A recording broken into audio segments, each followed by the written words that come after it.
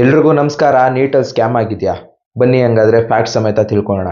ಈ ಸತಿ 720 out of 720ಗೆ ತೆಗೆದಿರೋದು 67 ಜನ. ಅಂದರೆ ರ್ಯಾಂಕ್ 1 ಹೋಲ್ಡ್ ಮಾಡ್ತಿರೋದು 67 ಜನ. ಆದರೆ 2022ರಲ್ಲಿ ಬರೀ 4 ಜನ ಇದ್ರು, 2023ರಲ್ಲಿ ಬರೀ ಇಬ್ಬರಿದ್ರು. ಅದ್ರ ಜೊತೆಗೆ ಈಗ 67 ಜನದಲ್ಲಿ 6 ಜನ ಒಂದೇ ಸೆಂಟರಲ್ಲಿ ಎಕ್ಸಾಮ್ನ ತಗೊಂಡಿದ್ದಾರೆ. ಅದೇ ಮೋಸ್ಟ್ ಕನ್ಫ್ಯೂಸಿಂಗು. ಇನ್ನು ಎರಡನೇ ರ್ಯಾಂಕ್ ಬಂದ್ಬಿಟ್ಟು 719 ಮತ್ತು 718 ತೆಗೆದಿದ್ದಾರೆ. ಇದು ಟೆಕ್ನಿಕಲಿ ಪಾಸಿಬಲೇ ಇಲ್ಲ. ಯಾಕೆ ಅಂತ ಅಂತೀರಾ?